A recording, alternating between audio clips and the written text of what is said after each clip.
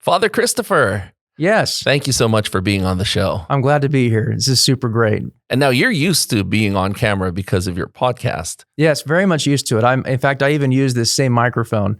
So it's a very familiar environment, and you even got the blue light in the background, which is what we've got for our Conversing Clergy podcast. So yeah, or I should say YouTube videos. So yeah, this is very familiar to me. How long have you been doing those podcasts? It actually started, believe it or not, people think that we started because of the coronavirus shutdowns. It actually started in February. So before that? It started a month before, and we had a little laptop on the table, and we had, at the beginning, we just had a Yeti microphone all like in the middle of us three, us meaning Father Ricardo and also Christopher Meyer, who was our pastoral year seminarian. And that's how we started. And then we added a little bit more, got some better microphones, and then a little bit more. We said, we need to do this live thing. And the fascinating thing also is that the very, very first time we did it was an experiment, and it was in January, I want to say. And so what happened was I noticed that, because we were already doing these videos that were pre-recorded, but what I noticed was that, you can do a live one just by pushing a button on Facebook. Yes. It was the Facebook app. So I said, let's just do it. Father Ricardo's sitting at the dinner table. Christopher Meyer is sitting across as well, just having a conversation. I said, guys, we're going to go live. And I pushed the button. And then immediately 30 people are on the live stream. And then it was just complete nonsense. So that's how we started. We were just talking complete nonsense. So anyway, but yeah, we've been doing it for a while. And how long have you been with Saint Bartholomew? I've been here since 2016. So it'll be 5 years in August 2nd. So yeah, it's gone by very quickly. Now, is this your first parish where you're the parish priest, or were you...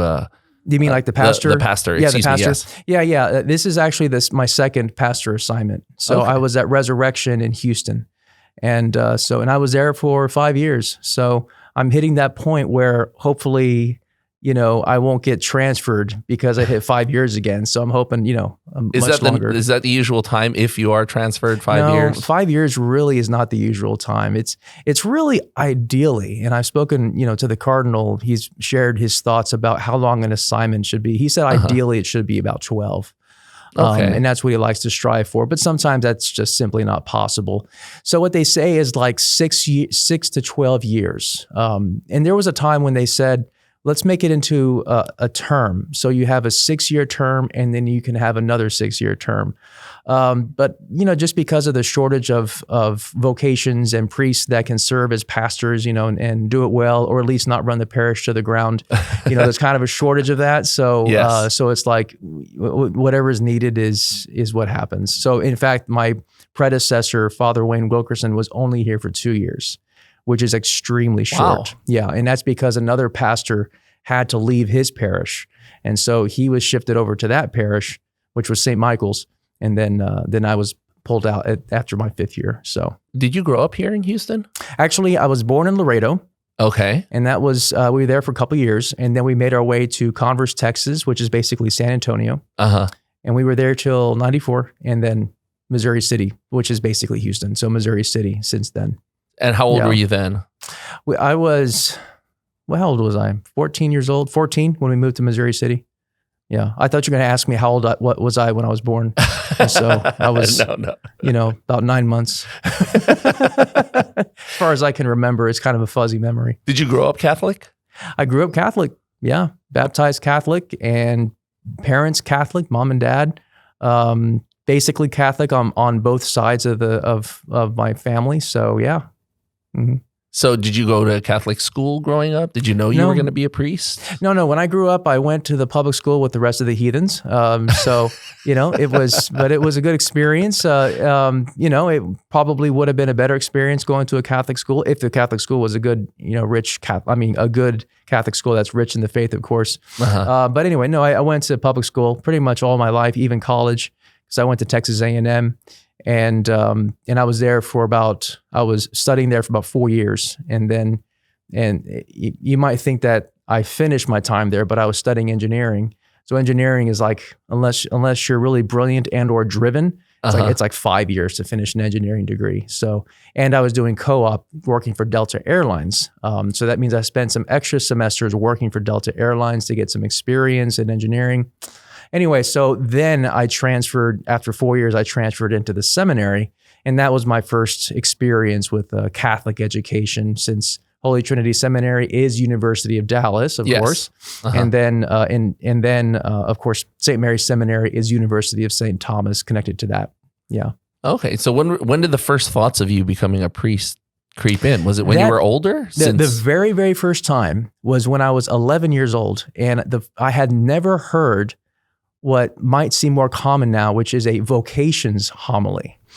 And I remember this priest preaching, and it wasn't, we were out of town. We were going somewhere, I forgot where, and we had to make it to Mass. We were traveling, and we had to make it to Mass somewhere. And so we found a spot in some town where they celebrated Mass at the time that we could get there. So we show up, and I hear the homily, and the priest is talking about how young men or boys can be called to be a priest. And I didn't even think about priests coming from normal men who were not priests before they were priests. You know what I mean? You kind of think they get hatched out of eggs, almost like teachers. Like teachers don't have homes. They live at the school, that kind of a thing. When you're that young, that's kind of how it seems. Yes. And so I was thinking to myself, am I called to be a priest? I think I might be called. And that was for about 30 minutes during the Mass afterwards. And then when I received communion, I said, no, I'm not called to be a priest. people get kind of, fake by that. It's they kind of turn, and that twist in that story. But that was the first time I thought about it. And of course, I didn't rule it out. It was kind of lingering there. So 11 years old, and then 18 years old, when I was on my way into college, I had I was going through some tribulation, because I really, really wanted to be one of two things: either a NFL football player or an aerospace engineer. Those are the two things, Okay. And I wanted to go and become an astronaut. So I wanted to go to space. So I really set some realistic goals for myself, totally achievable. And so I those are the two things I wanted to do. Now, really, NFL was a big one for me. And so I was playing offensive guard or center. And those who may not know what football, may not know much about football. Basically, I was the guy that had to hit somebody else repetitively in order to keep that person from tackling the guy with the ball. So that's it. Kind of the blue collar worker of football. And you did this through high school? I did this all throughout high school. I played for about 6 years. So junior high all the way through high school. And I was semi good at it. I look back at it now, and it's like, I really didn't have a chance to be in the NFL, but at that age, you're especially if you're playing pretty well, you think, I was thinking, I think I have a shot. Anyway. But A&M didn't come knocking on your door. A&M did not come knocking at my door. I was, about 4 inches too short and probably 75 pounds too light. That all makes a difference, it turns out. You got to have that length of arms and all of that stuff. And you also have to be really good. So apparently that's also important. Just a little thing called talent. Just a little thing called talent. And, and of course, but what actually happened, and I think that if I didn't experience this thing, my last year of playing football, my varsity year, if I didn't experience this one thing, I don't think I would have been open to the priesthood. And that is, I got injured in the 5th game into the season, so mid-season, where my arterial cruciate ligament, the ACL, a ligament in the knee, was completely severed in the middle of a game because I was hit on the shoulder by another player, of course the opposing team.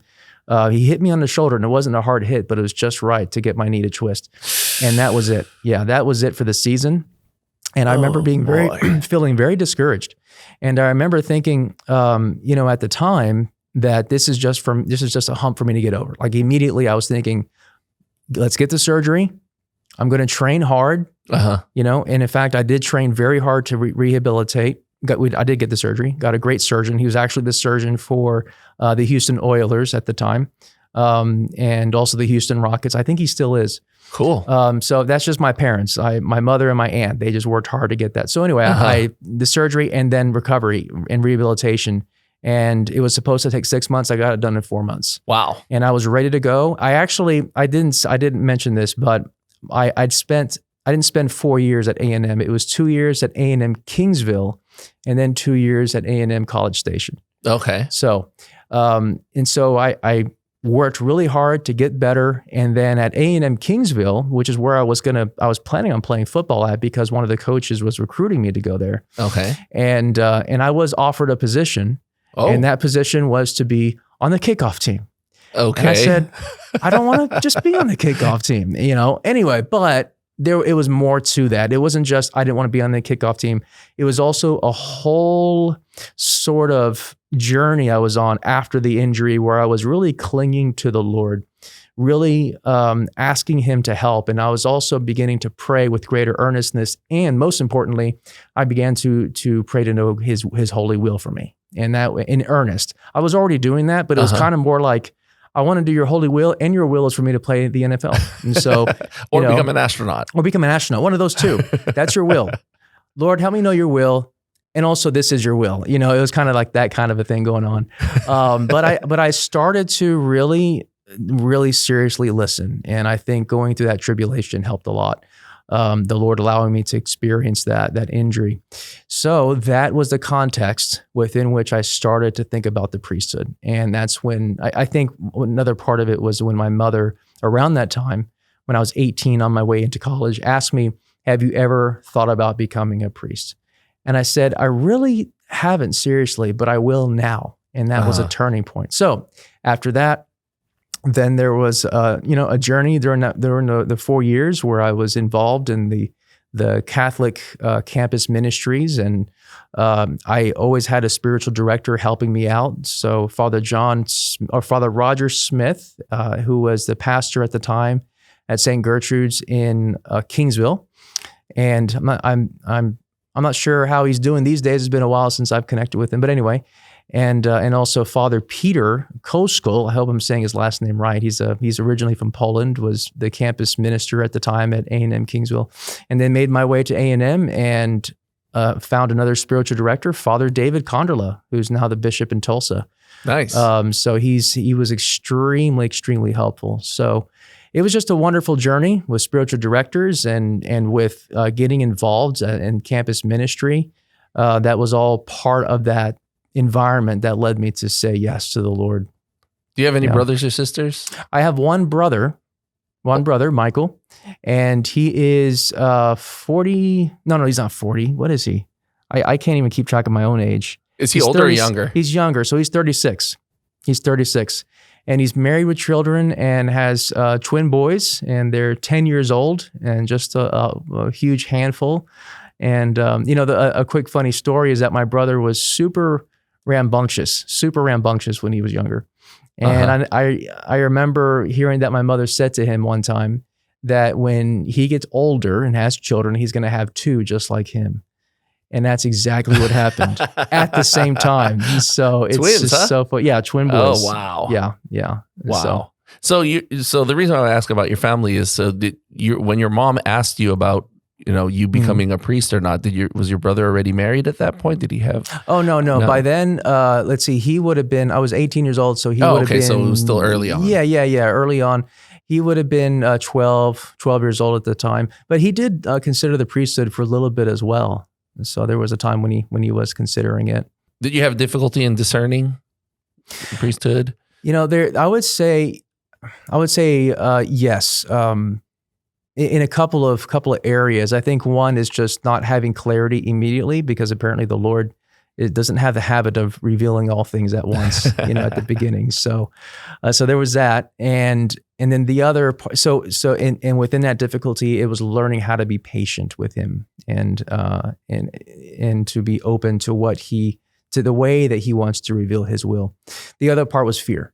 Just fear, being afraid of taking the next step. And for me, the other obstacle was fear of not having a family, right? Not being married and having children. So that for me was a real desire. I mean, again, I didn't really start thinking about it seriously until I was 18 years old. So that means that during all that time, when a man begins to think about his future and family, and he's dating and all of that, that was the course that I was going on. Did you have any serious girlfriends? I did have a couple. Yeah, I had a couple. I would say one in high school and then one in college. So, and the woman I was dating in college, we broke up in a way that very few women experience, and that is because their boyfriend wants to be a priest.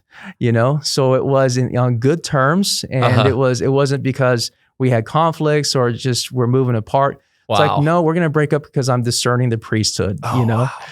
Was it hard for her? It was hard. It was hard for her. Yeah, because we had a good relationship. We had a great relationship, and so it was like, it's not because of any. I mean, if a relationship turns sour, you're kind of happy about the breakup, right?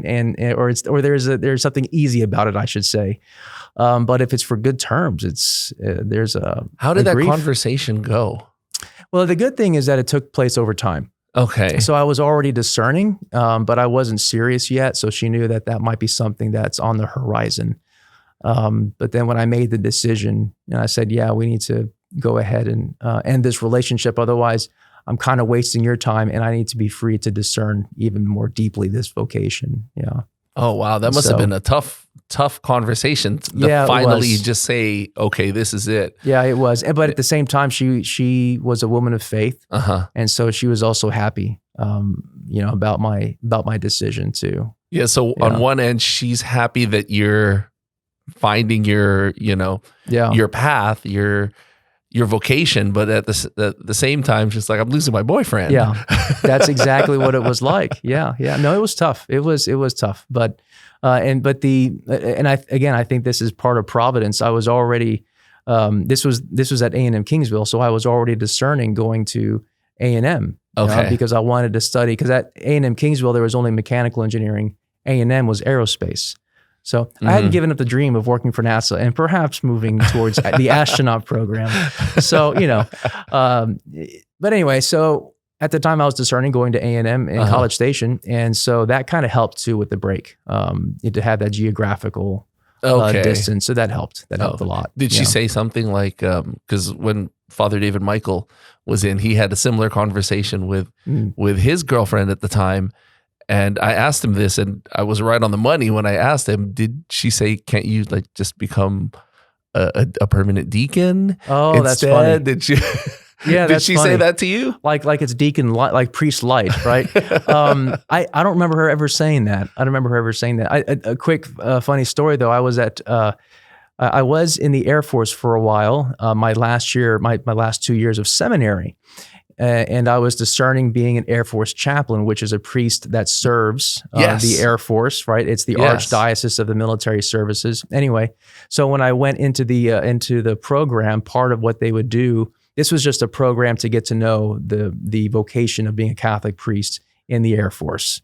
So they commission you, and then you go through orientation, you go through kind of a training. And so I remember having a conversation with other military chaplain candidates just like me who were not Catholic.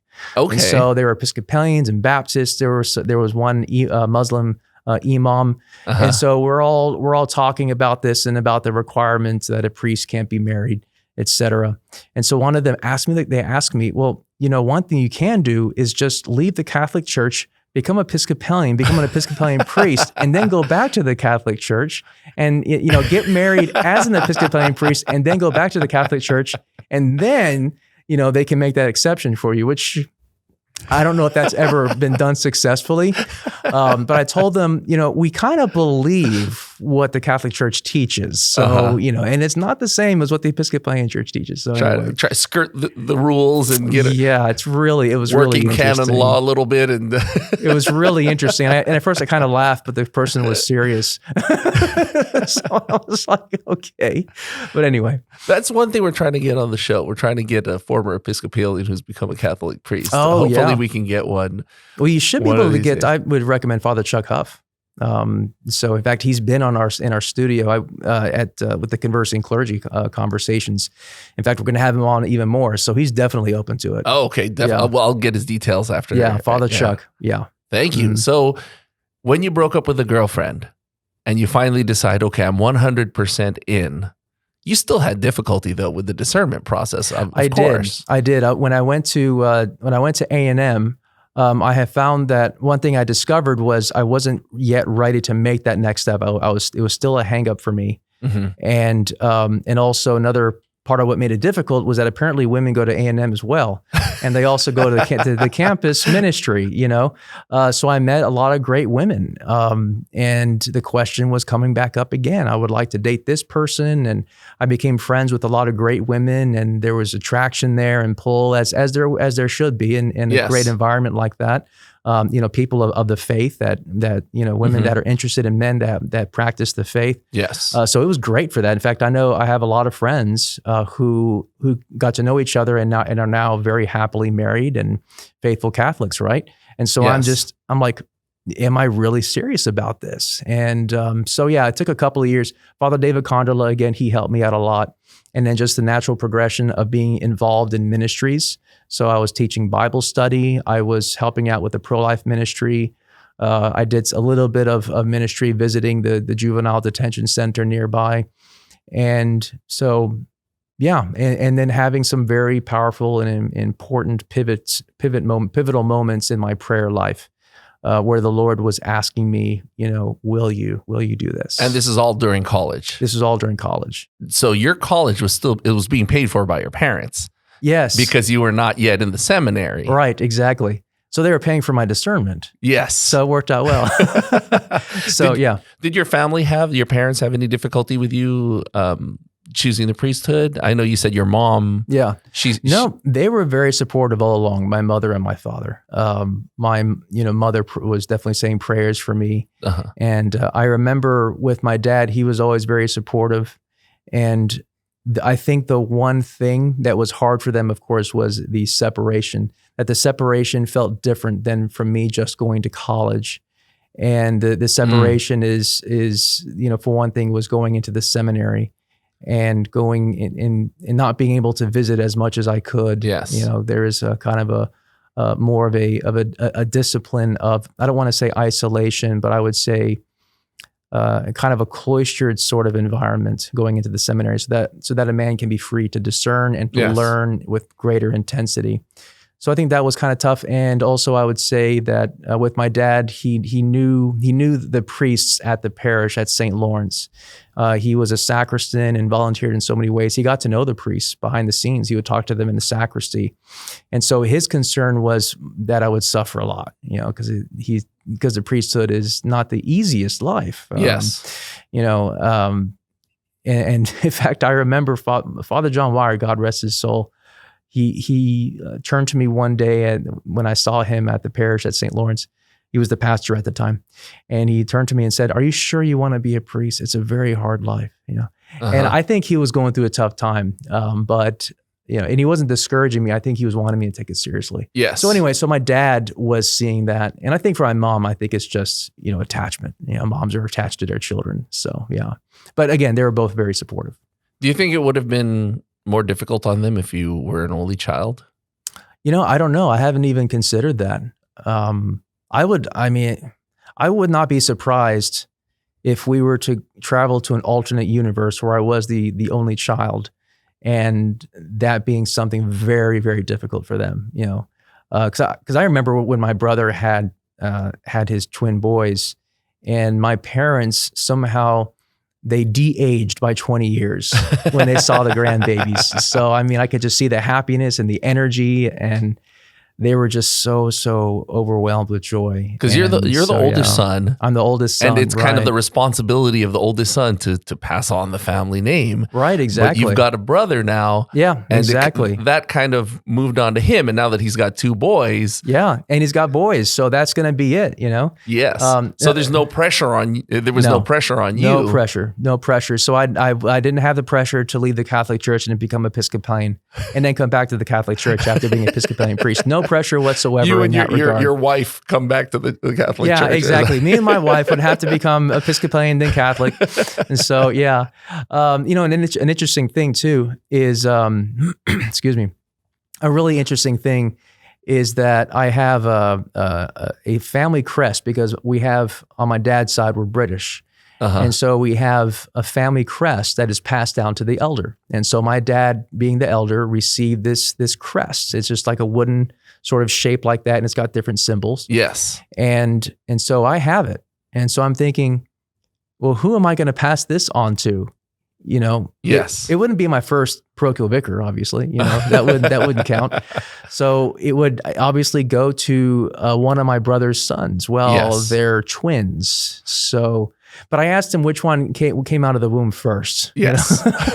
So it's kind of like now my mind is slipping. Is it Jacob and Esau?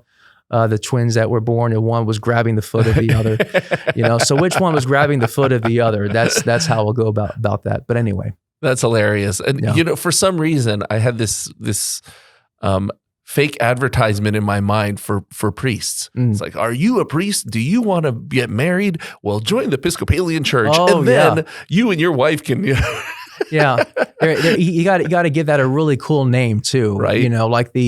Like the Emmaus journey of going off in a different direction and then allowing the Lord to turn you back to Jerusalem. There may be a whole line of law that you could study, like a canon law expert. You know how you have ambulance chasers, lawyers, right? Yeah. You could have those types of lawyers just trying to prey on priests who are discerning, or thinking of discerning out, or excuse me, seminarians. I think we've really have a breakthrough here in this conversation.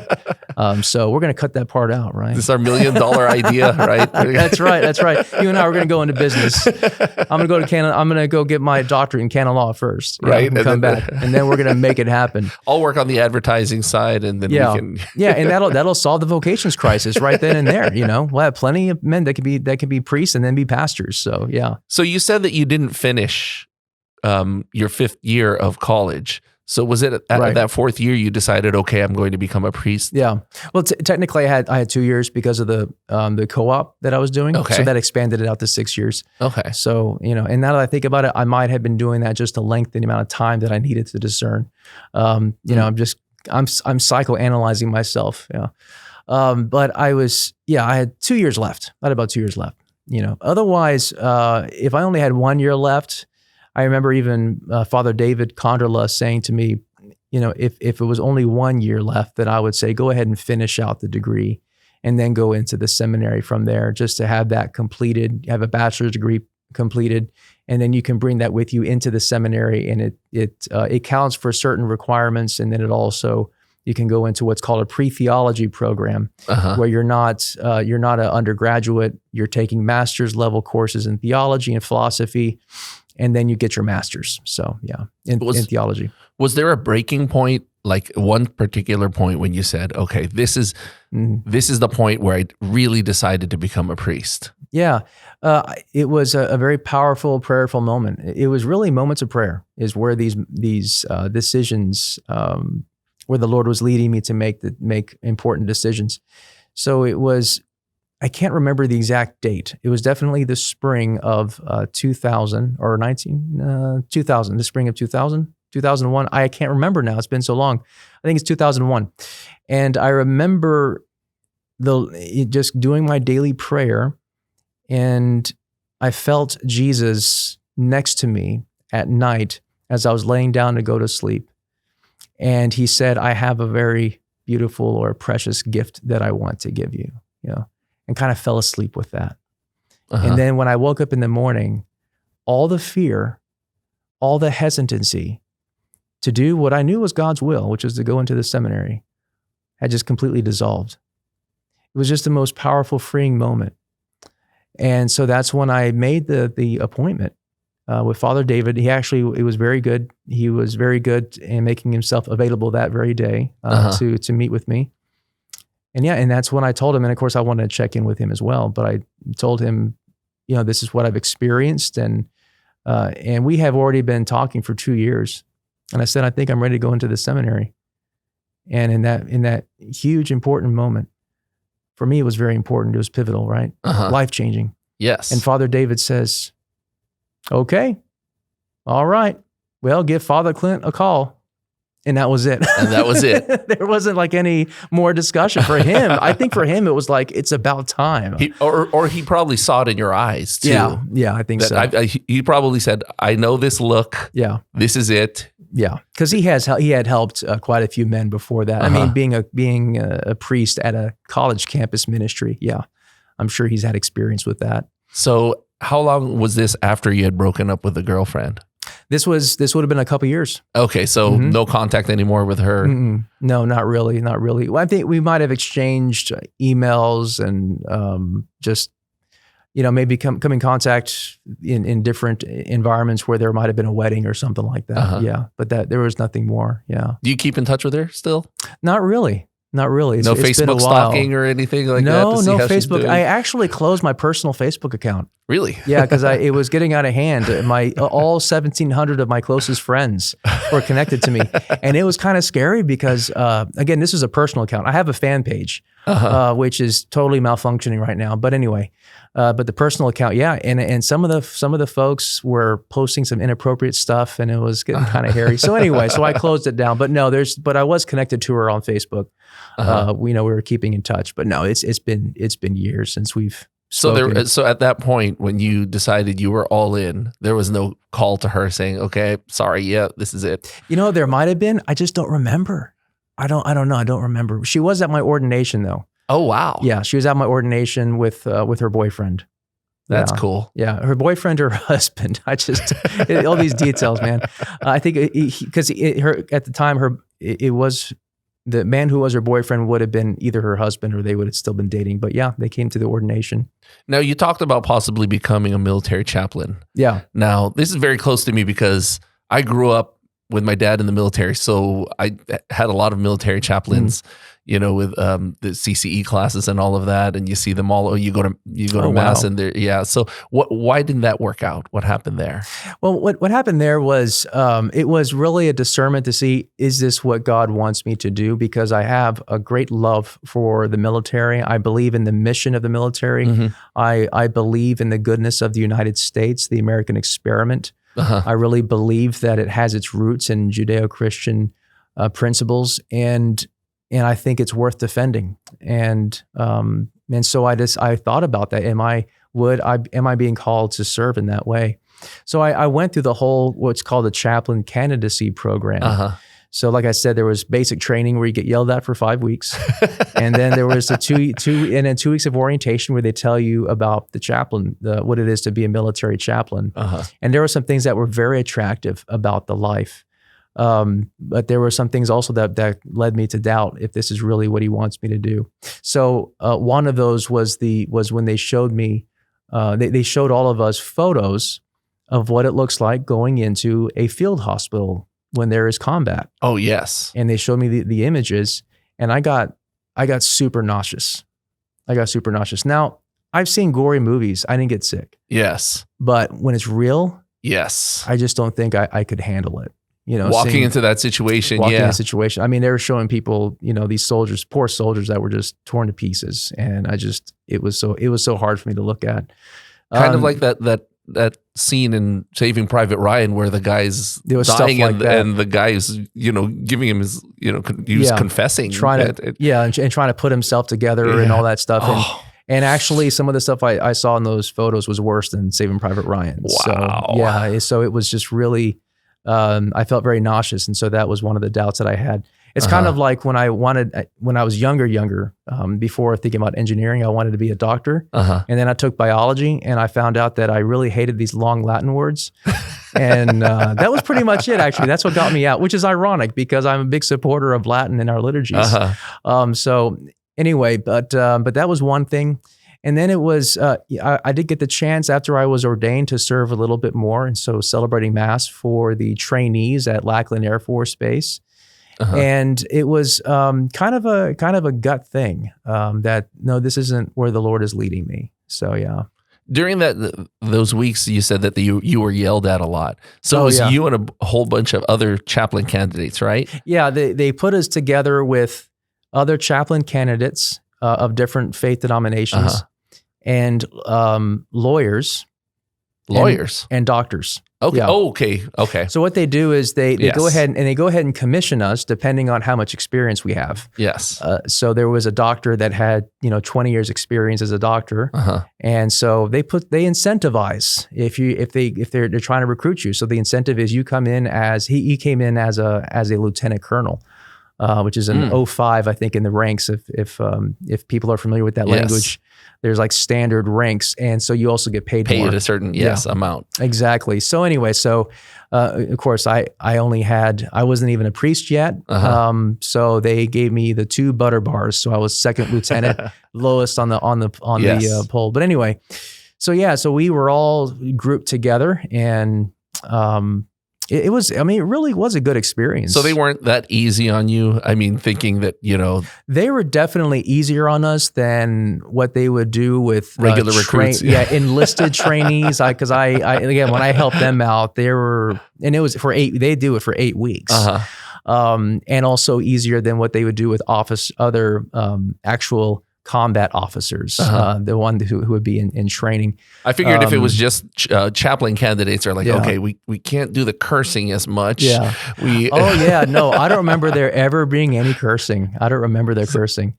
So you got the boot camp light. It was definitely light. It was definitely light, because I remember they yelled at us for 2 weeks straight. I mean, it was like, what kind of stuff did they say to you? Oh, well, there's one that I remember that I actually really loved, and it was, I was marching in formation, and my squad, or actually they're called a flight in the Air Force, but it's like a squad, and I was leading the march down the sidewalk outside the complex to get into the dormitory that we had, and I decided to maybe crack a couple of jokes while doing that, and there was no drill sergeant around, but there was one watching me doing that. And so he yelled out and commanded me to guide the squadron over to him. And he was in front of another flight that had like 20 officers, right, that are in training. And he chews me out. And he says, what were you thinking? And I'm just standing there at attention in silence. What are you thinking? Smoking and joking in formation. And I'm standing there and I'm thinking to myself, I like that. Smoking and joking. That's like the best phrase ever. And I don't remember the rest of the conversation. And, he chewed me out some more, and then he dismissed us. But that's the one thing that stuck with me. And so I actually have a group of priests that I invite, and we go out somewhere. We'll go to a restaurant or something and have a few drinks, or maybe sit outside and smoke a few cigars and crack jokes. And so I call it smokes and jokes, to this day. So I learned that from the Air Force. That's the one thing I learned. At that point, you're done with that, considering doing that. And then you just decide to go into continue with the parish work. Okay. Yeah, because the way it works out is you're assigned to a parish, and then something gets worked out in the process where I would work with whatever commanding officer I would be assigned to, who helps with assignments, and then they would work with the bishop, with Cardinal DiNardo, and then from there, the personnel board for the archdiocese would look into that, and they would say, okay, this is how we can work out the assignment. So we know that you're going to be going. It looks like a good time is, this date, such and such date, to go ahead and go in for active duty. Especially because they know once you get orders from the federal government, that those are orders, and there's not a whole lot of flexibility after that. So anyway, that's how they would arrange it, is in that way. Did a lot of guys drop out with you because of those photos and those types of things? I actually don't know. I don't know. I didn't really follow up with a whole lot of the guys. I know that most of them got ordained priests. I think one of them didn't. But yeah, they continued as military chaplains. The priests that I know. I don't know about the rest that were different denominations. Okay, so you go into the seminary, and you said that you got like a master's level program, right? And this was in Dallas. Well, no, in Dallas, you can do one of two things. Either you come in with a bachelor's degree already from your previous life. Yes. You come in with it, in which case they put you through what they call pre-theology, and you take the philosophy classes that are necessary, as well as a few theology classes. The ones that you would have taken if you had... Yes, exactly. Yes. But if you come in as an undergraduate, then you need to complete the entire degree, and what they would do, a bachelor's degree there at University of Dallas, and that for seminarians would be philosophy and letters. And so if you come in with nothing, like you just came in straight out of high school, it's like the full program for 4 years. Yes. If you come in having taken some other classes at the university, whatever university you were at, then you look at those classes and then look at which counts towards that degree and which don't. And that's that happened to you. And that's what happened to me. Okay. So, Yeah. A quick interesting thing was that when I came in, there, of course, math is part of the degree program for philosophy and letters. It's a standard university degree. Yes. And they were asking me to take more math. I had 3 semesters of calculus, differential equations, numerical methods, and of course, using the math all throughout my entire education. Yes. And they wanted me to take one more semester of math. And was it lower math or well, it was like mathematics. I guess the philosophy of mathematics or something. But the provost, I went to her and she said, "No, you don't need more math." So she just kind of wrote it off. So anyway, so how many years were you there in Dallas? I was there for 2 years. Okay, yeah. So you were able to wrap that up in 2 years. Yeah. And what was your life like there in Dallas? You were with some of the other guys who've had bachelor's degrees, I suppose. Yeah, it was a mix of guys who had bachelor's degrees already. We had some that actually worked as engineers, for example. There's something about, I don't know if it's a trend or something, but there are a lot of guys who are engineers or studying engineering who end up going into the seminary, which is really fascinating. But anyway, so yeah, it was a mix of guys that finished their bachelor's, maybe had some work experience. Some had years of work experience, the older guys that were going in. And then you had guys that were coming in straight out of high school. So it was a really interesting mix, and also an interesting mix culturally too. So just folks that are coming in from Vietnam or the Philippines, or we had some from Latin American countries, and some folks from Mexico, Honduras. We have some Colombians. So yeah. Some of the seminarians are, deacons and priests that we've spoken to, a term that has come up is the term chalice chippers. Oh yes, chalice chippers. Or cassock chasers. Cassock chasers. We also had chasuble chasers is also very good. Chasuble chasers is another, okay. Patent prowlers is another one. So we had those, different terms. Did you run into any? Actually I did. What was that like? I was surprised by how aggressive some of the women would be. And really? Yeah. It was really interesting. Some would invite me out to go on a date, or they would, sit right next to me and really strike up a conversation, but it was very obvious, what they were trying to do. And, but that was real. That was a real thing. I was surprised. This was like a real malicious type trying to get a seminarian. To leave the seminary, absolutely. Wow. And to get into a relationship with them, absolutely. So it wasn't one of those like somebody that worked with you at the campus ministry that you just gotten close to. No, it wasn't anything like that. It was some of it was it was quite deliberate. Yeah. How do you deal with that? I think first and foremost is just to continue to be a man of prayer. So continue to have that friendship with Jesus, because basically giving up marriage it's not just giving up marriage, it's also embracing something else. It's embracing a deep, special friendship with Jesus. And through that, be a man of service for his church, right? So that's always been the essence of it. Yes. Thankfully, I had training being at A&M, so A&M Kingsville. So breaking up with a girlfriend and being at A&M and, really saying no to women who did ask me out when I was at A&M. So I had already had that experience. So I kind of knew how to deal with that, both emotionally, interiorly, but also how to be smart in terms of boundaries. So that's how I navigated it. And of course I would try to be very, very aware of my own emotions. What am I thinking? What am I feeling? Because especially if the woman is particularly attractive and you develop a relationship with her, it can things can kind of get out of hand in terms of the discernment, and all of a sudden you're in this friendship, and it's really not all of a sudden. That's something else. A good formation director told me, said you don't really accidentally fall in love. You make a decision at some point. You are making a decision to spend time with that person. You're making a decision to hang out with them. Yes. You're making a decision to say yes when they ask you out to go for a dinner. So I had to be very careful about that and keep boundaries. Yeah. So finally, you're done with your 2 years. Then you come here to Houston. Yes, after 2 years going into Houston. Okay, and now this experience was a lot different because you're a little more secluded. You're not on a college campus. Exactly right. So you're not amongst other students. So it is definitely more of it's very, very much insulated. Even though there's still some women that come to the classes, for some of the master's level theology degrees. So, and of course we always kind of joke around. It's like, oh, that person's a patent prowler, et cetera. But the good news is that over there, excuse me, over at St. Mary's Seminary, there are some pretty strict rules in terms of where women can be. And, and basically they were only allowed at the academic building, the Knoll building. I think the only exception was, and I don't know how it is now, but they allowed deacon students to come on campus to go to what is called the canteen, where they can get coffee, between classes and snacks, et cetera. Okay. But the women who were with the deacon students were all their wives, So totally safe, nothing wrong with that. But anyway, yeah. So you're here in Houston for how many more years? Let's see. I was in Houston. I was at St. Mary's for 5 years. And all of this is just more intense, right?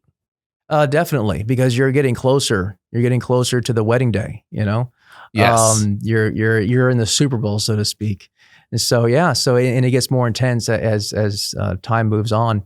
And in fact, at Holy Trinity, I remember a lot of the language was discerning whether or not you should be a priest. Mm-hmm. And then like the first 2 years, at least when I was there, I don't know if things have changed, but when I was there, the first 2 years of theology at St. Mary's Seminary was about discerning whether or not you want to be a priest. Okay. But then after that, they said once you start hitting the summer program, it's called clinical pastoral education, when you go to a hospital and you're a chaplain, and then you go into pastoral year. They basically said, if you are not certain that you should be a priest, then you should really need to leave and move on to some other things or take some time out. So I remember that being something that was said by the formation directors, the priests that were there. Was it easier were you closer, more access to your parents and your family after moving back to Houston? Yeah, actually I was because, not being too far away. So I was able on a Saturday, for example, our Saturdays were open. Uh-huh. So we could go visit family. And, I remember being able to make it to spend time with my brother, because he had his birthday party on Saturday, and what he did for his birthday party is he would go out and have a paintball tournament. So I would go over there and play paintball and come back all bruised up. So I just had that as a memory. Now we were always able, even at Holy Trinity Seminary, to spend Christmas with family, and also there would be a certain period of time outside of our summer assignments, maybe a couple of weeks there, where we could just stay with our family. So there was that too. Did you have a lot of other seminarians drop off, discern out? Oh, yeah. My class, I don't know if our class might have been the biggest in terms of how many of us entered into becoming seminarians for the Archdiocese of Galveston, Houston. There were 18 of us. Okay. 18, yeah.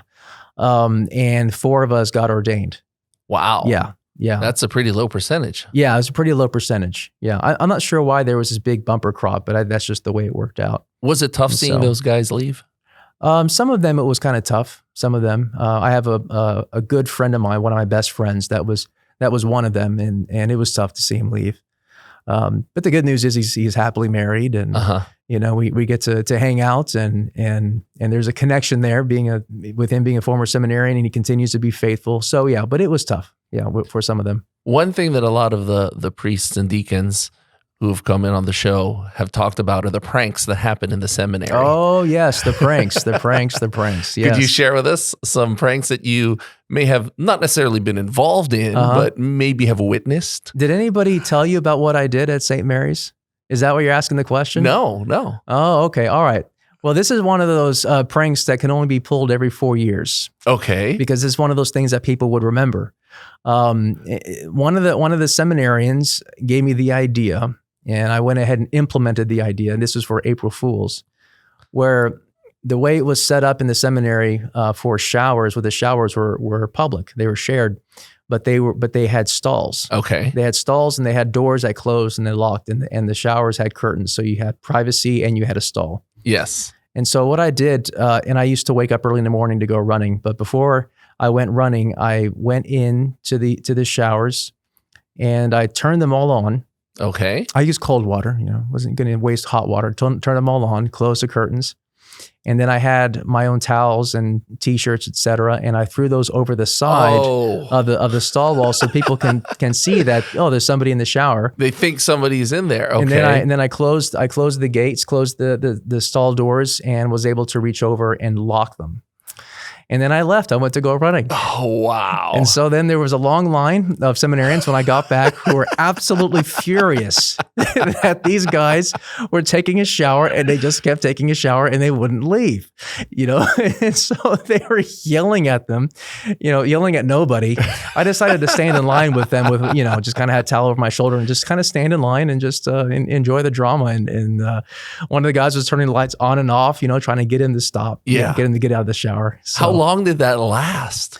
It lasted all the way up to, let's see, it was probably about an hour, I would say. Some of the guys just went to different floors, and it wasn't until they just gave up. They just gave up. And so it's about, I want to say it was about 20 minutes before morning prayer. We had to be in the chapel. And so one of the seminarian was still there waiting.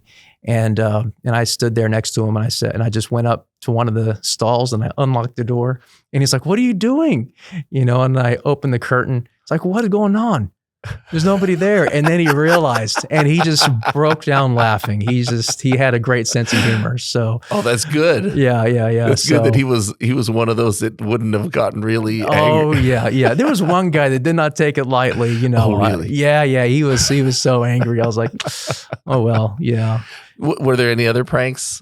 Oh, there were other pranks. I mean, there were some guys would put stink bait inside of the air conditioning system for for one of the hallways. I think it was just, they were all kind of separate. Yeah, they would put stink bait, something that you use to catch catfish. Yeah. Yes. Oh. So they would do that. How long would that last? I don't even remember, because they didn't do it to our hallway, thankfully. Okay. So it would last a good amount of time. That for some reason, that's the only other prank. I think they might have put saran wrap on the toilets, stuff like that. There was an idea that someone had, because I was in charge of the bells, and the bells that would ring to let the seminarians know to go into the chapel, etc. And the controls for the bells, there was a box that you would use to time certain tunes, but it also had a keyboard. And this was the same guy that told me to lock the stalls. He said that would be a good prank. But what he told me to do was to play the Darth Vader theme from Star Wars to wake everybody up. And so the Empire March. The Empire March. And so, but I chickened out. It was going to be me and another seminarian. We both chickened out. I was like, no, we're not going to do that. Did he end up doing it? No. It just didn't happen. But anyway. Oh, so if there are any seminarians watching now, they might have that idea. Oh, maybe so. See if somebody's brave enough to. Absolutely. Hey. But don't tell them that it was my idea. So did you prank any of the priests? Any of the faculty? Yeah, priests were kind of off limits, because they kind of evaluated whether or not we were going to move forward. Yes. I think the closest that we got to that was we had what was called Newman's Night. So all the new guys who came in, they can put on a play or do something for the house, right, for entertainment. And it was kind of a tradition that we would just do impersonations of the faculty. And so that's what we did. And so we had it where, and again, it's been a while, but I remember that we had a play where it was, where the different faculty were being impersonated, but within the context of Bible stories. Okay. And so we would reenact Bible stories with the faculty playing the different parts of the characters in the Bible story. And so Jesus was being played by Father Brendan Cahill, and I was impersonating Father Brendan Cahill. Okay. And who's now a bishop in Victoria. Yes. So it's kind of funny to think about that. Another one was Daniel Flores, who's now a bishop in Brownsville. So we didn't realize that we were impersonating and embarrassing future bishops as we were doing that. So that's the closest we got to poking at them. Yeah. But no direct pranks. No direct pranks, at least as far as I know. Actually, there's only one other thing. It was at Holy Trinity Seminary. And Monsignor Michael Duca, again, another bishop in Shreveport, he was the rector at the time. Mm-hmm. And there was this thing that was out there, and it was before YouTube. But it was a video that you could download where it was just a still image of a house, right? It's like the inside of the house, and there's garden plants, and it's just a very peaceful scene. Okay. And what you do is you tell the person, just watch this scene and watch what happens. You know what I'm talking about? It's classic. You can't even pull it on anybody because everybody knows. Yes. And then there's the exorcist girl face that goes out, and the ghost that shows up and screams. And so we did that to Monsignor Michael Duca. He came into the computer room and was just, Monsignor, you got to see this. You got to see this. And so what? He's looking at the screen. He goes, oh, no, I don't like this. What is this?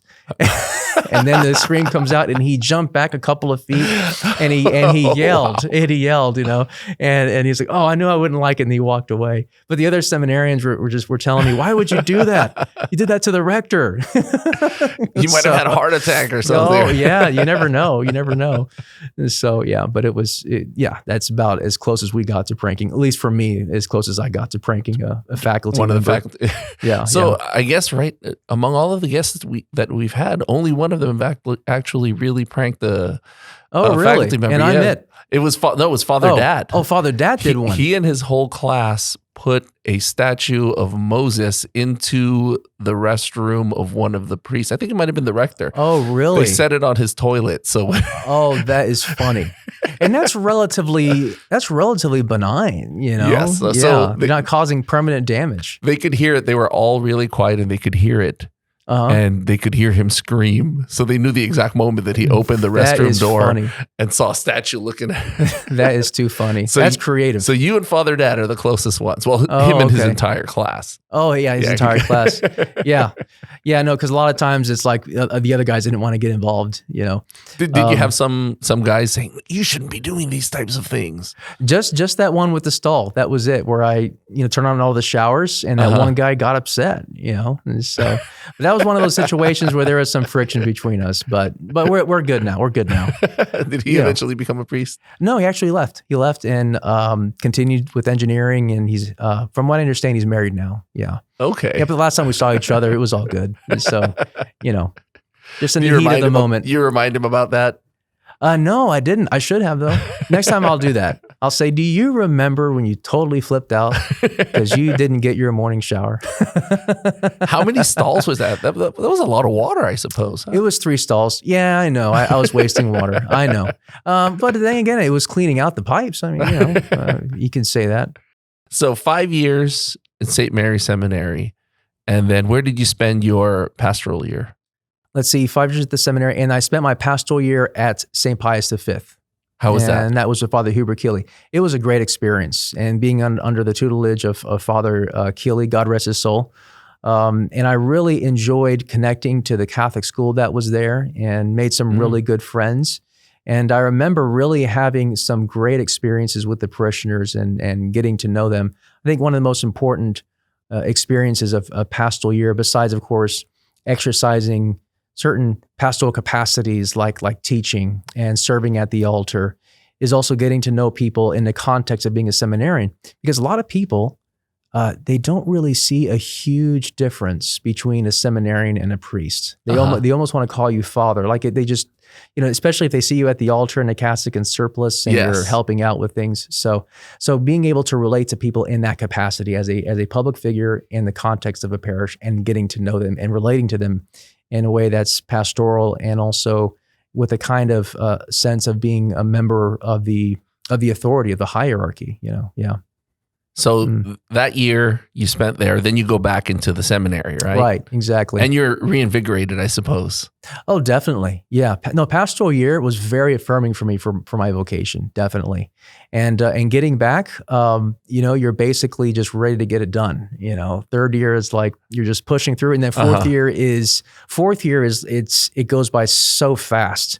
Because it's almost like the months leading up to your wedding. A few months. That's what it felt like. So where did you spend your diaconate year? Which parish did you work with? That was at St. Jerome with Monsignor Dan Schill. So also a very good experience. So you spent that one going back and forth every other weekend? Is that how it goes? Yes, that one you would every other weekend or 2 weekends out of the month at least. And of course, all through Christmas and the whole Triduum, we would go there to do different kinds of ministry. Monsignor Dan Schill was very good in allowing me to do a lot of different ministry, like engage in youth ministry there, and also to celebrate the baptisms and also catechesis, preparing children who were doing RCIA, preparing for their baptism and their initiation. So, yeah. So that you go back after your diaconate year. Mm-hmm. When did you find out which parish you'd be assigned to? For priesthood? Yes. Oh, that is an interesting one. I don't know if you've heard this story. What the cardinal likes to do, from what I have seen, he did it with us, and that is you don't find out until the rehearsal. Okay. And he gives you the envelope. Yes. Himself. So this is the night before. Like the night before. That's what I remember. It might have been before the ordination, but I don't think it was, because I think we would have been too busy getting set up. But I remember right before ordination, he showed up and he had an envelope with the letter, and it was a large brown envelope, so that the letter wouldn't be folded, So it was just a clean piece of paper with the letter with his signature, and so you can save it and frame it. And I think that was the intention. I think that was his intention, is to make it very special. This is your first assignment, and as your bishop, this is my first time assigning you to your priestly assignment to your first parish. And what was that like? Did you and the other seminarians kind of place bets on who would go where? No, we didn't place bets, but we definitely had our guesses, So, and it was interesting. We all worked it out. You're probably going to this parish. You're probably going to that parish. That's the rumor. Like there was a rumor that I was going to go to St. Vincent de Paul with Father John Wire to help out over there. Nobody saw Sacred Heart as one of the possible, because I went to Sacred Heart in Conroe. So nobody really saw that coming. But I was very pleased, because that was with my pastoral year pastor, with Father Hubert Killey, who was a Pius V, but now was at Sacred Heart in Conroe. And you think that was a factor in it? That might have been a factor. And the other thing too is that the cardinal said, Father Killey has been begging for an associate, begging. So that's where you're going. And he knew you, so yeah. So that's good. Yeah. Do you think did he ask for you specifically? I don't remember that being a factor. I don't remember that. Yeah. But I do think that was definitely something that they considered, was that he already knew me, and that this would be a good assignment because of that. Yeah. Which makes me wonder if I'll get Christopher Meyer, who's going to be ordained a couple years from now. It's like, it'd be good to have him here. Who knows, right? Yeah, who knows? You never know where it ends up. Yeah, and Saint Bartholomew is a new priest assignment parish, or at least it tends to be. So we've had Father Nicholas Ramirez, and now we have Father Ricardo Arriola, and we'll see. So you find out the night before. Tell us about your ordination, because that's your wedding date. That's the wedding date, and that's what it felt like. What was that day like? Again, a lot of it was kind of a blur, but I do remember certain moments that were very significant. One is that my dad was already ordained a permanent deacon. So he was ordained in 2007. I was ordained in 2008 as a priest. So he beat you. So he beat me. He beat me. That's why he went in so early. So yeah, but he was the deacon that was selected for obvious reasons to go up and to call out the names of the men to be ordained. Wow, so he called out my name, and I stood up and said, you stand up and say present. I think it's right after the gospel, I think, is when they do it, right before the homily. And I do remember the cardinal saying, Chris, even though you're a priest, your dad is still your father. So that was funny, and everybody laughed. So that was beautiful, amazing. Yeah. I mean, I would have broken down. It was a beautiful moment. It was a beautiful moment. Saying that, or being the dad calling his son's name out. Being the father, a father who's calling his son to be a father. Yeah. Oh, that's amazing. Yeah. And another important moment for me was laying prostrate as the people were praying and praying over us, and just a sense that the Holy Spirit was pouring over us. And I remember laying on the floor, my head, I didn't have my nose in the floor. I had my head, kind of sitting on my hands like this. Okay. Like that, looking down. So I could see the marble, and I could see the reflection of the two stained glass windows that are up in the transepts. So Okay. on one side is the Immaculate Heart of Mary, the other side is the Sacred Heart of Jesus, and they both just converged right in front of me where I could see them both. Nice. And just reflecting on that, the beauty of that moment, and it was a sense of a deep friendship with Jesus that grew even deeper in that time, in that moment, and that was the experience. What goes through your mind when you're there, laying prostrate? Oh, all kinds of things. One is my knees really hurt. No, I'm just kidding. But yeah, it's. I remember a couple of things. Number one is that closeness with Jesus, that really sensing that, and also with the Blessed Virgin Mary. Another thing that went through my mind was how challenging this is going to be. Am I going to be able to do it? Am I going to live in a way that's worthy of this vocation? Wow. Am I going to persevere? So there were some moments of, I guess, of awe, a sense of unworthiness, Yes. right? And I'm, with all my sins, I'm still being called to this life. So it's an affirmation that the Lord has called me, a sense of challenge, and also, a little bit of fear that I had to work through, that I continue to work through, in my priestly vocation. What was the most difficult part of the whole discernment process for you? I would say the most difficult part was, again, going back to fear, and I think it's being afraid of the unknown, and also being afraid that I'm not going to measure up, at least for me, that I'm not going to measure up to the vocation, that I'm not going to be the priest that the people need, the priest that God is calling me to be. So that was a difficult part of the discernment. Am I called to this? Because I look at my defects, my character defects, yes, and I'm still being called to this. So that was I would say the most difficult part to get over. And it turns out that part of that becomes a gift. I remember reading a passage from, I want to say it was Marmion. It's been a while, but I remember it saying that when a priest recognizes his defects or weaknesses, or perceived defects or weaknesses, it is actually a blessing, because it is a moment in which the priest can be open to calling down God's blessings and graces upon himself, and find strength not in himself, but in the Lord, and that he is the one who provides, and he is the one who doesn't necessarily call the qualified, but qualifies the called. So I just that's something that stayed with me. I think I guess that's part of the whole process that they put you through, right? Yeah. Like you said, those first couple of years were all just discernment classes. Exactly. So you do a lot of introspection and all of that. So absolutely, yeah. Because a priest that's not self-aware it can be very dangerous, because they, and we all lack self-awareness. We are all growing. We're all works in progress, right? As we get older, we grow in wisdom and knowledge, and kind of letting go of things that we thought were very important, and take hold of things that we didn't think were important, but we see them as they are now. So learning to be self-aware. I think one thing I do remember the first couple years in the seminary, that there was a kind of a tearing down that takes place. It's almost like the military, you get yelled at and tear you down, and then they build you up. That's the idea behind that. Or like a personal trainer. A personal trainer, exactly, exactly. Or you're tearing down the muscle and then you get stronger. But in the case of, especially those first 2 years, because there is that introspection, and you have a spiritual director, and that spiritual direction is more intense and intentional, and also a formation director. One of the things that they look to is this man, is he willing to look at himself as he really is, right? Because if he's not, then he's not going to grow. And if he's not going to grow, he's not going to be a good priest.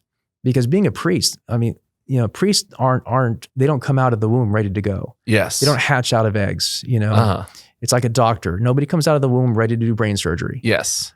So it's the same thing with the priesthood. And I can go on and on about the different areas where that's the truth, in terms of the man's mental formation, his intellectual formation.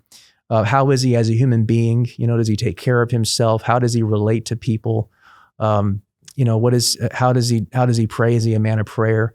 In all of those areas, every man has to grow in all of those areas in preparation for the priesthood. So anyway, so self-awareness, awareness of one's own defects, awareness of where one has to work to grow, or awareness of this is who you are, and this is a cross that you'll carry for the rest of your life. But that's not going to stop you from being a priest, but it's going to be a challenge for you. So, yeah. What's the closest that you've come to calling it quits, to discerning out? Yeah, the closest I came, believe it or not, and I haven't shared this too much, but I have shared it with some of my parishioners. It was actually the last year before I was to be ordained a deacon. Oh, yeah, really? The last year before. That's pretty late. Yeah, pretty late. And I, there was a time maybe after the end of my first 2 years where I was I didn't realize how close I was to leaving, but then I had a really good silent retreat and a spirituality program in Omaha at Creighton University. And that helped me kind of move through it. This was out of nowhere, and it's difficult to describe the essence of it. But it was connected to not having family. There was a moment of grief that came up. It just seemed to come up out of nowhere. I don't know if it's a cycle of grief that comes out, because I understood the value of celibacy, and I had been living it out. Yes. But that moment it just came up, and and it was difficult to work through. But I had my spiritual director helping me out. It was actually when I was a chaplain candidate, working with the Air Force that summer. And it might have been connected to being away from the seminary. I just don't know. It's still a mystery to me. But one thing was for certain, that I persevered in prayer every single day. And I remember, and this might have been just the way God works in terms of how He distributes His grace, how He gives consolation and strength, and how He withdraws it. And so what He did was that He withdrew consolation, all consolation in my prayer. Is the experience that I had, but I stuck to my holy hour every day, and I also spent even more time in prayer and didn't get any sense of direction from Him. Okay. Except that He was calling me to continue praying. Okay. That was it, just to persevere. And then just to power through. And just continue to listen. And I was very stubborn. I said, I'm going to continue to listen to you, and I'm going to trust in you.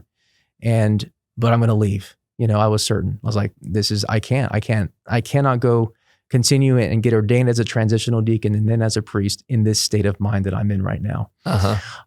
So, and again, my spiritual director was very good about helping me through it. I had a good friend of mine who's now a priest who was helping me through it too.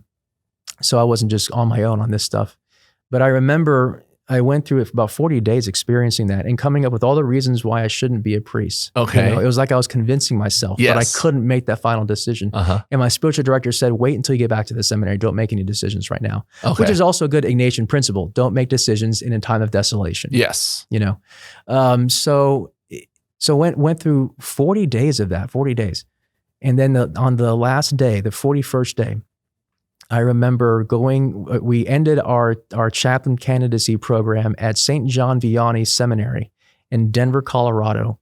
And Father Chad Zielinski, who's also a bishop, all these bishops, he celebrated the Mass, and it was on the feast of St. Lawrence, which is the patron saint of my home parish. Yes. Right? And he was a martyr. And I remember as Father Chad came into the chapel and genuflected in his red vestments, there was just this overwhelming power and just a small voice saying, I wouldn't call you, Christopher, to be a priest if I didn't want you to be happy. I wouldn't call you to be a priest if I didn't want you to be happy. And then it was just overflowing consolation. And the gospel for that day was about where Jesus says, if a seed falls to the ground and dies, it bears much fruit. And then that was it. And wow. And then I said, yes, I will do this. And then from that point on, you were all in. And then I was all in ever since then. Did that come into your mind while you were there on the floor laying prostrate? I don't remember it coming into my mind when I was there prostrate. I don't remember exactly.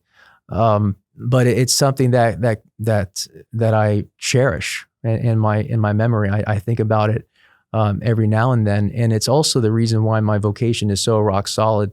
It was one of those experiences. I think Saint Ignatius of Loyola talks about it, where the consolation is so strong that one does not even have the ability to doubt it, even if they tried.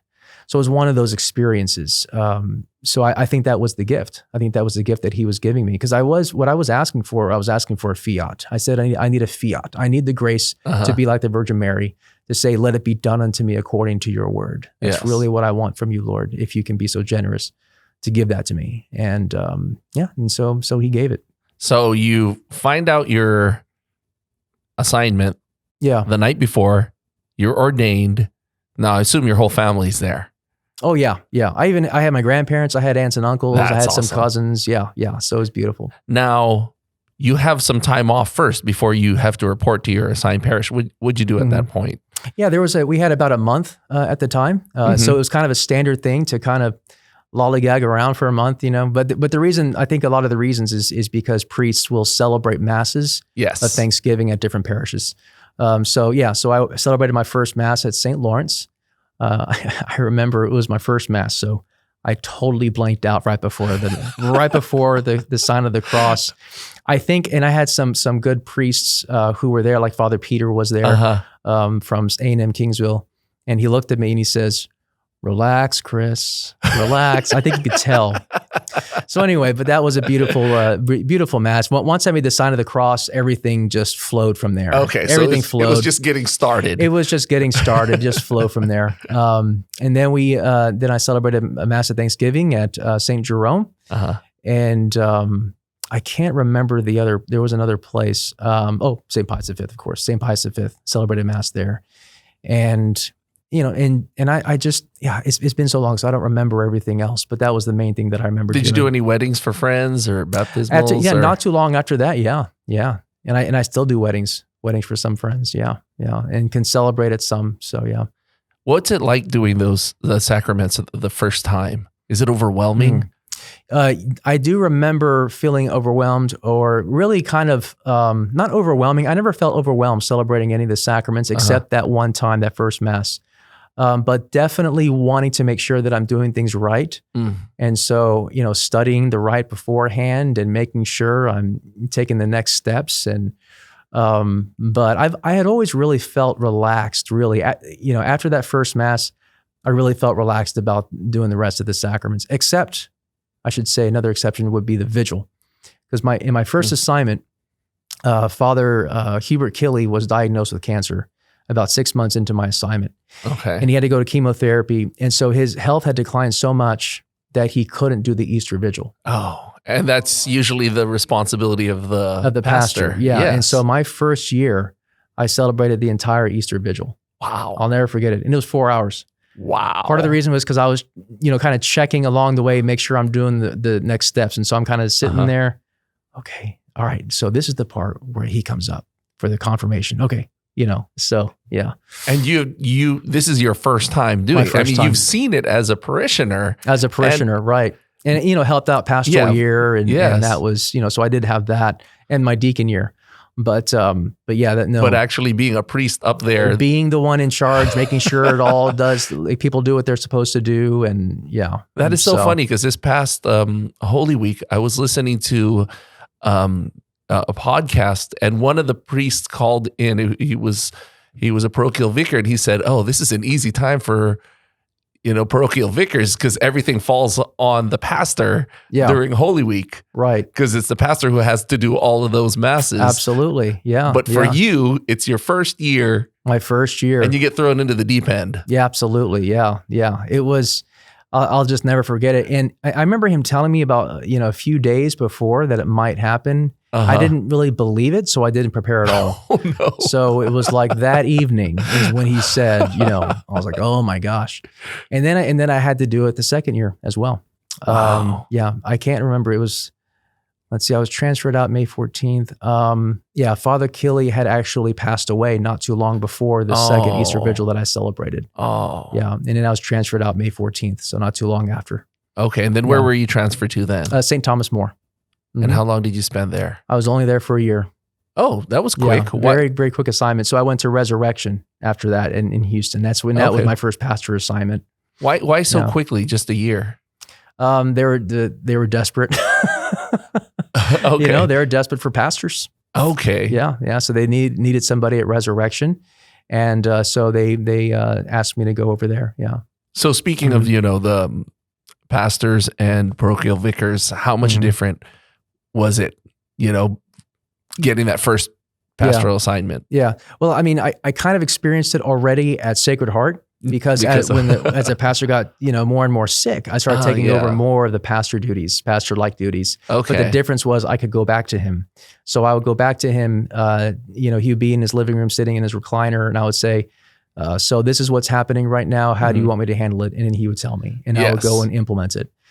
At Resurrection, I didn't have any of that. Yes, it's all on you. It's all on me. So just basically feeling like, I don't know, maybe sometimes I think about it like a parent, like parents taking home their newborn baby, and they have this stranger in their car, and there's no instruction manual. Baby needs to be fed. Baby needs to, and it's like, how do you do it as a parent? So it was kind of like that. It's like the parish depends on you as pastor. And if you as pastor don't make things happen, things don't happen. I mean, it's not like the parochial vicar who looks to his pastor and he knows that things are going to be okay. And parochial vicar goes on vacation, they go on vacation. A pastor never really, mentally, he never goes on vacation. I step away, but I always have to keep one eye on the parish just to make sure. Got to have my cell phone, ready to go. Or some form of communication, even if I'm out of the country for a pilgrimage, it's like the email's there, So yeah, but make this decision. Yeah. People are asking you to make a call on something. Okay. Yeah, there's that, and also the level and the complexity of the problems are far, far greater. When you're having to deal with legal issues and personnel, I would say personnel issues and legal issues are the biggest. It's the fires that come up that make the big difference. Yeah. Because aside from being the leader of the church, the parish, you're also like the CEO at the same time. That's right. Yeah. That's right. Yeah. Wow. The finances, the legality, canon law as well as civil law, and HR. So do they have classes for that in the seminary to prepare you for that? When I was there, we had one class for that. We had one class for more of the administrative stuff. Okay. We had 3 canon law classes. So, which is definitely more important than knowing civil law. Canon law is more important because that impacts people's souls, right? Yes. But there was one class that we did take. It was with Bishop Rosado, God rest his soul, and they just had different people come in from the chancery to talk to us about some critical things to know and to remember. And I think they were basically teaching us things that we needed to know to at least keep us from running the parish into the iceberg. So it was like, one was like the HR person saying, okay, so this is how you handle, this is how you supervise, and also don't fire anybody without calling the chancery first. Okay. And that stuck in my head. Don't fire anybody until you talk to HR. So, but I remember that. Yeah. Now you're taking the reins at that church. How long were you there? At Resurrection? That first, yes. Yeah, 5 years. 5 years. Mm-hmm. And then how was that? What was it like being there for 5 years? It was an adventure. It was beautiful, and it was sometimes terrifying. It was uplifting and sometimes burdensome. I mean, it was a whole gamut of things. I remember I had a Catholic school, so that was so uplifting to go and visit the kids. Yes. That for me was a break, just go visit the kids, and talk to them and do different things for them, celebrate Mass for them. So I just remember that being a big highlight for the parish. And I also really enjoyed getting to know the people. And it was also, it was a different culture for me, because at least for parish culture, not my heritage, because I'm part Mexican. Okay. So I was born in Laredo, and I would get to know the folks in Laredo and getting kind of familiar with that environment. So in inner city Houston, in that area, it was basically like going to Laredo. So that was very familiar. But in a parish environment, it's different, because I've never been part of a parish that's inner city that is deeply Hispanic, where it's 99% Hispanic, almost all Mexican, which kind of makes things easier actually, because here at Saint Bart's, we have Hispanic, but only half are Mexican, so it's complex. Okay. But there, getting to know them, that there is a kind of a simplicity and a devotion to family. Mm-hmm. And I remember going to people's homes and blessing their homes and having meals with them. And just really enjoying that aspect of being a pastor. It actually says in canon law that a pastor must visit families. It's like, so you're telling me to go and have meals with people? Yeah, I can do that. And so, but there's a strain, there's a tension there as a pastor. And I was learning that tension between the administration and being present, most importantly in the sacraments, and then getting to know the people. So that was difficult for me to strike that balance, because administration can literally swallow up everything. It can swallow up everything, because that tends to be, I tend to feel that as being more urgent than the other things, So, in the other part of it, as my first assignment was just learning and having to learn fast and making mistakes that I wouldn't make now, but would be typical mistakes of a new pastor. And, in really relying on my mentor, who at the time was, he was Monsignor Schultz. Now he's auxiliary bishop. And he was very helpful too, those first years at Resurrection. And he helped calm me down, because again, another thing is, it's kind of like with parents with a new child. Again, they're very careful with everything. Oh no, the baby fell down. Did he break a bone? Yes. Yeah, you panic. And now the baby falls, and oh, if he's not crying, that's okay. And so, making mistakes, and those mistakes seeming much bigger than they actually are, or certain crises that come up, and it's like, no. By now, here at Saint Bartholomew, if the similar crisis comes up, it's like, okay, I've been through this before. We know what to do. Been there, done that. Been there, done that. Know how to handle it. No, I know how to handle it, exactly. So yeah, there's a lot that I can say about my time at Resurrection, but it was just a wonderful time of growth and gaining experience, getting to know the people, growing spiritually, growing in the faith, because I had to continue to kneel before Jesus and beg for his help for discernment on what to do next. And, kind of getting used to that rhythm of experiencing things that can be stressful, very stressful, and feeling like it's beyond my control. And a lot of things are beyond the control of a pastor. And, but a lot of people don't know that, so they blame the pastor. They don't know how much we don't have control over. And also learning how to do right by the people, even if they don't agree. That's the other thing too. That was a big thing to learn.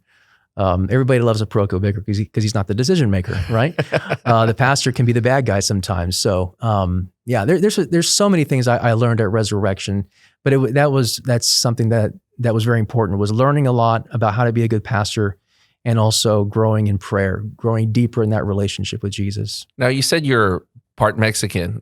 Are you fluent in Spanish? I am fluent, but not because I'm part Mexican, but because the seminary sent me to study. Okay, so you didn't grow up speaking Spanish. No, I didn't grow up speaking Spanish. I grew up listening to it. So my grandmother spoke a lot of Spanish, and I didn't understand a thing that she said. Talking about the kids in Spanish, and you can't understand. Yeah, probably. And so, yeah.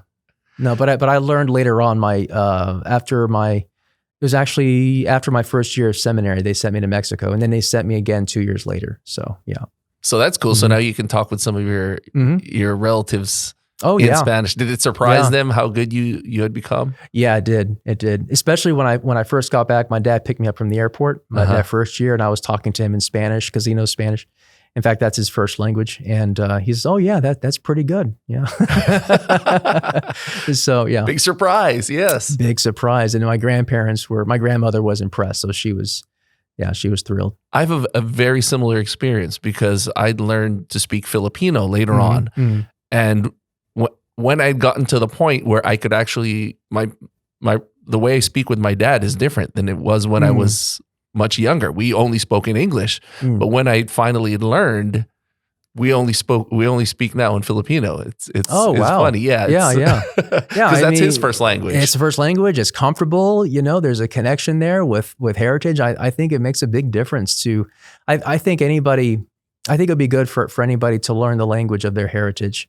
Now, for me, it would be hard because I'm Mexican, Lebanese, and Dutch, Cherokee, and British, and that's just not possible. Just learn them all. I'm just going to learn them all. What do Cherokees speak? I don't know. We'll figure it out.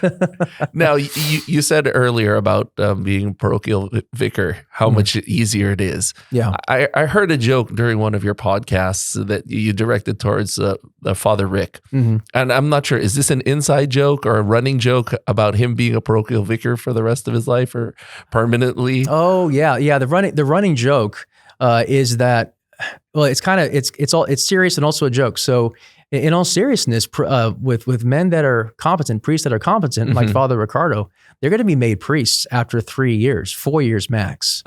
Unfortunately, like for me, I was made a pastor too quickly. Now that I think about it, I was only a priest for 3 years, but I thought, I kind of held my own at Sacred Heart. I'm going to be okay.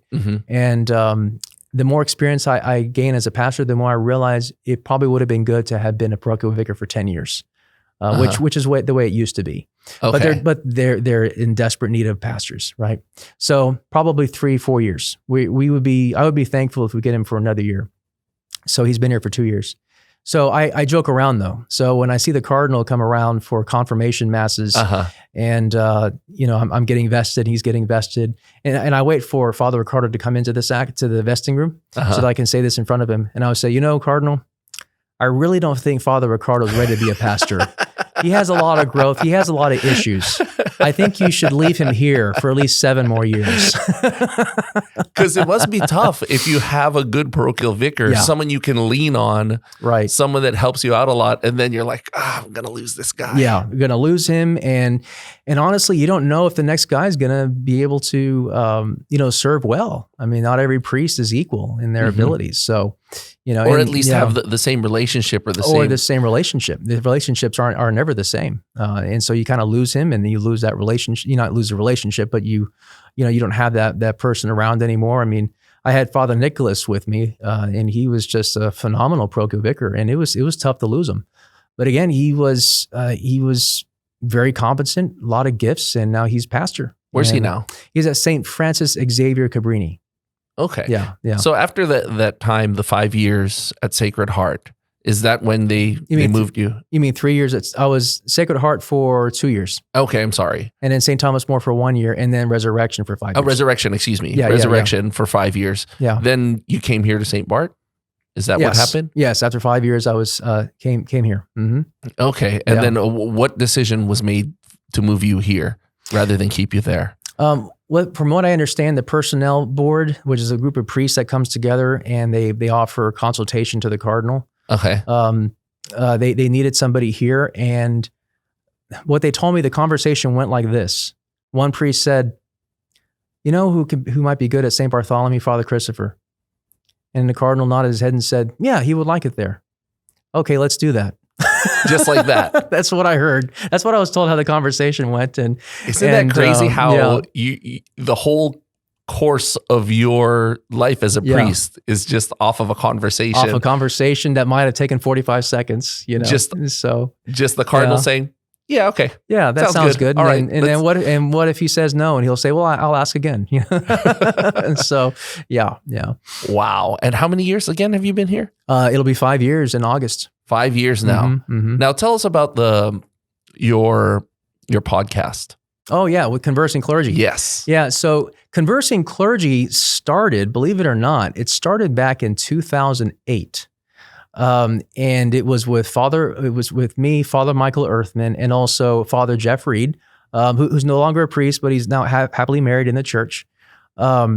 What happened was we were sitting down at some place, just having a couple glasses of scotch, and we had these conversations that, I don't know, it was just fascinating that when people would hear us have these different conversations, they would be so interested in listening in and asking more, and so we said, what if we did like a podcast? And so in that time, it was literally an iPod, and you would cast it through the iPod, right? So we went to the chancery where they have a radio station downstairs, and recorded our conversation. And I think we were talking about immigration because that was coming up for some reason, and I don't remember all the details. unfortunately, things didn't go right in terms of the electronics, or something didn't go right. So the sound was completely off, and so we couldn't use it. And then that was it. That was it for a while. So then I created a blog called Conversing Clergy. Okay. And then I invited, again, some of the priests to contribute to writing a blog, but we're so busy, so they didn't bother doing it. So I was just blogging. So I have like 170 blog entries on that one, just different reflections. Okay.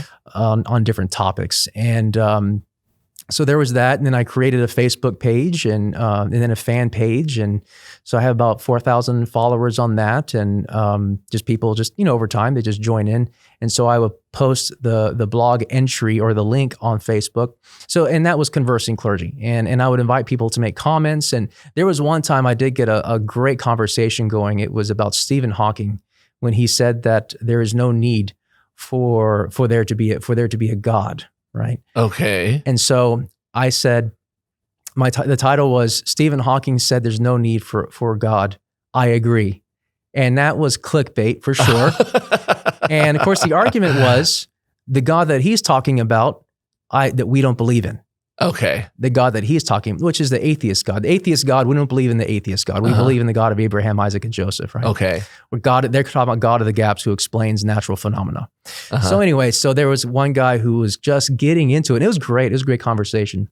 So anyway, so that was Conversing Clergy, the blog. And then what happened was when I got to Saint Bartholomew, got here to Saint Bartholomew, I just started doing videos. I don't know what inspired me to do it, but I had my phone, put it in front of my face, and I just started talking about, different things. And then it evolved into what we call, and at that time I didn't call that Conversing Clergy, but what happened was I decided it would be great if we can just get the brother priests together, and we did these pre-recorded Conversing Clergies. Yes. With we had multiple cameras, et cetera, et cetera. So again, talking about different topics, and people they seem to really love them, and they would watch them. And then we did another series called Priests, and we've done 3 of those, and that's a spoof off of Cops. And so it would show us driving around, and we would talk to each other about different things, and that was just complete nonsensical banter, and maybe we would talk about some serious things about what we're doing, so there was that. That would be cool. Yeah. Priests, like just a camera following a couple of priests around. That's exactly what we did. Yeah. And so that was a lot of fun. That actually, the third priest episode, I think we hit almost 2,000 views on that one for the third one. That was with Christopher Meyer and Father Ricardo, and we were on our way to a staff retreat over at Our Lady of Walsingham. So, and for us, for our channel, having almost 2,000 views is pretty big. So we did that, and then we said, and then at some point, and as I said earlier, we just did that random live feed with Facebook, and then we said this was really helpful. People were making comments, they were reaching out. Yes. And so then we decided to develop it more, and then I had that table with the laptop and maybe we got a couple of better mics, and then when COVID hit. It was interesting because at that time, right before COVID hit, I already had so much set up already. I watched YouTube videos about how to use the broadcasting software. Yes. How to use Adobe Premiere Pro, how to arrange a camera, what kind of camera would be good for it. All these different things on how to do it, and buying the equipment. I even sound treated the room, et cetera. And all of this was being done just in time for COVID to hit. And at that, it was just what we needed. It's just what the parishioners needed. You were prepared for it. We were prepared for it because a lot of that stuff, because all the stores were closed, we would not have had access to any of that equipment because that stuff just wasn't being sold. But we had it. We had the lights. We had everything in place. Yeah, because a lot of the stuff is on back order until now. Exactly right. It's still on back order. A lot of stuff is on back order. So the charism of Conversing Clergy because at first we were kind of just doing it, just having conversations, and they were thinking, we probably should have some substance when we have our conversations. Because at first it was just us talking, and people, what questions do you have? Okay, let's talk about that. So we said we have to have something to talk about. It's not enough to banter, and then we came to the conclusion, and I had created kind of a vision statement for what Conversing Clergy is about. And so what I say is that Conversing Clergy is about conversations between the clergy and the laity, so that we engage in conversation with Jesus himself so that our hearts will burn within us, just like the disciples did on their way to Emmaus. So that's kind of the charism of it. And another way to describe it is, imagine that we are at your house, or that you're over here at the rectory. What kind of conversations would you like to have with us? Yes. Yes. So that's the movement. That's the spirit of Conversing Clergy. And I let the people know you're part of the conversation. So we're going to read your chats. We're going to look at your questions. Now, we can't do every single one now. We used to be able to do that, but now we get too many. They move so quickly. And it's like, oh, I can't keep up, And I don't see that out there. I see a lot of the stuff that priests do is mostly pre-recorded. And that's not a criticism, by the way. I guess what I'm saying is I think we're filling a niche. First and foremost for our parish. So we are directed in a partnership with our parish. But also if people want to engage in that conversation, because I think that there's a couple of things that we're doing that are very special. Number one is that we do have priests coming together, just having conversation about whatever the topic may be. Yes. We bring in guests, sometimes laity. Like last night or a couple nights ago, we had our youth coordinator come in, and it was like a youth night. So that was a lot of fun. So there's one. That's one thing, and the other thing is that we are providing a way for people to interact with us live. Yes. Which carries with it some risk. We have to be careful about what people say on the live stream. Oh, yes. And that's why some priests are hesitant about coming on, because they are concerned about that. But we have moderators, and I think the risk is worth it. And really, any person, anytime you have anything live, or if you have a conference where there's 300 people, anybody can say something crazy. So that's how I see it. Town hall meeting or something. Somebody can walk in and just yell something. I mean, so that's always a risk anyway. So anyway, that's the charism, and another aspect of it is for us to have fun. It's really meant to be fun. It's meant to be light. We don't get too heavy on things. If we do have a heavy topic, I'll probably move it to another evening where we'll say, okay, this is going to be more of a lecture style. Yes. But that Wednesday night, it's to have fun, have conversation, learn a few things. It's very relaxed. It's meant to be very relaxed, and literally, we don't prepare a whole lot for those evenings in order to keep it relaxed, because we were doing something where each one was doing a presentation. Yeah. And I said, no, it's really meant to be conversational, because again, how often do people get to see priests interact in a conversational style where we're literally talking to each other as we would at the rectory dinner table, pretty much. In fact, you don't know where the conversation's going to lead. Don't know. Yeah, and we also disagree sometimes, or we'll say, I don't agree with you, Father Ricardo, or Father Ricardo say, I don't agree with you, or, let's look it up, and I'll end up being wrong usually.